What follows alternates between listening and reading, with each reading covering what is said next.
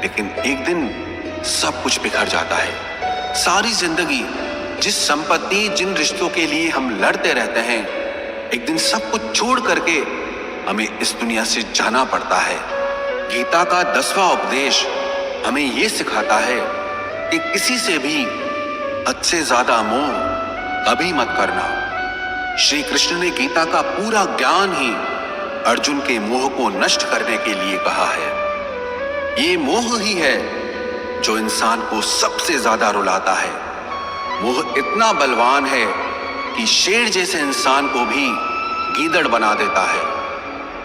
जो अर्जुन युद्ध में देवताओं से भी जीत गया, पर अपने रिश्तेदारों को युद्ध में देखकर उसका हाथ कांपने लगा। वो बोला, हे केशव, मेरे हाथ में धनुष पकड़ने की ताकत भी नहीं बची है, मेरे हाथ कांप रहे हैं, मैं युद्ध नहीं कर पाऊंगा। ये मोह इतना पेनफुल होता है जिसकी पीड़ा ना सह पाने के कारण कई लोग अपनी जिंदगी खत्म कर देते हैं, आत्महत्या तक कर लेते हैं कि उस व्यक्ति के बिना हम जी नहीं पाएंगे। जीवन में किसी से भी हद से ज्यादा मोह करोगे तो जीवन भर पीड़ा का ही सामना करना पड़ेगा।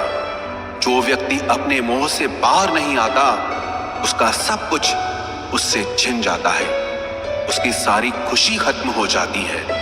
इसीलिए गीता का ज्ञान बार बार यही सिखाता है कि अपने मन के मोह को त्याग करके आप बलवान बनो, बुद्धिमान बनो, सत्य के दर्शन करो कि वास्तविकता क्या है। क्योंकि हमारा मोह हमें हमेशा झूठ ही दिखाता है, झूठ पे ही विश्वास दिलाता है और दिल में झूठी उम्मीदें जगाता है। और ये ही हमारे दुखों का सबसे बड़ा कारण है।